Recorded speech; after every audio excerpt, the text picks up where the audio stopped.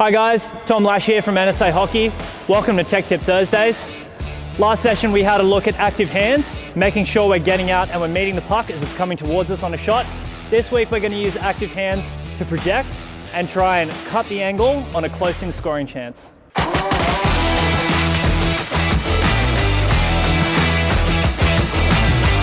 So ideally, when we're getting a shot from in close, especially if it's from a pass to a shooter, we want to try and get our entire body in front of it. We want to use our size, we want to use the angles to cut down the scoring opportunity and really take the net away from the player.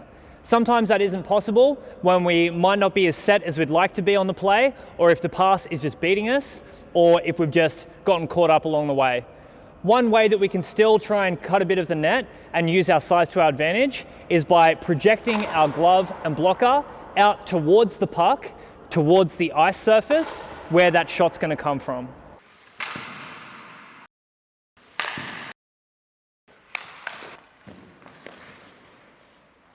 So as we're moving across to where the shot's going to come from, rather than stacking our blocker or our glove on top of our pad like we would do in a blocking save, we're really wanting to try and extend our glove or blocker out almost over the top of the puck.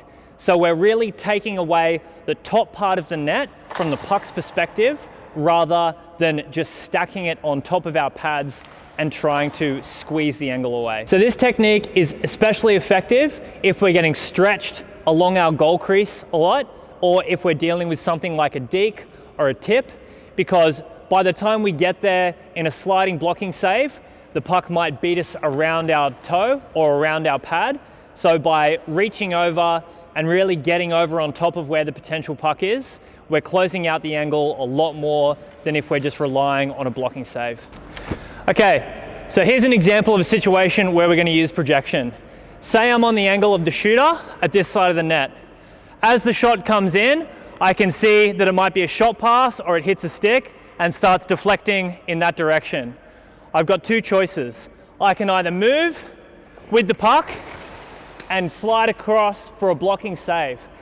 And while this is very effective to cover the net, the speed at which I'm coming across is dictating where I'm going to be blocking the net.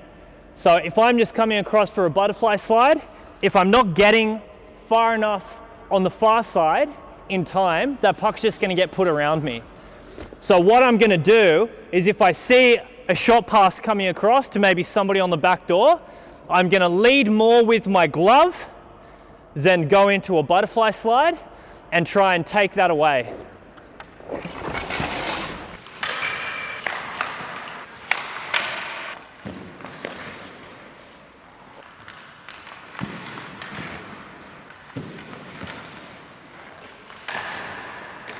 And of course, like most things in goaltending, if I'm using it on the glove side, I can use it on the blocker side.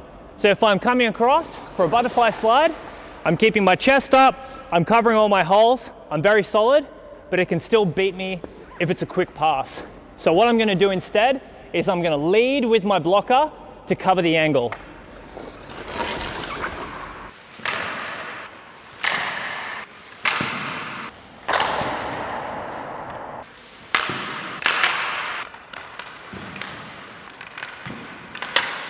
All right, that's all we got time for on Tech Tip Thursday this week.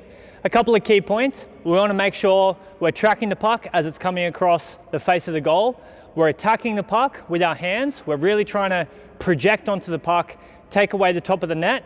And as well, we want to make sure the timing's all right. If the puck's coming in slow, we don't want to overshoot it and expose our 6 and 7 holes under our arms. If you want a really good example of how to use this technique correctly, check out Sergei Bobrovsky. When he has a puck in tight, you'll see him leaning over and really closing that angle with his outstretched hands.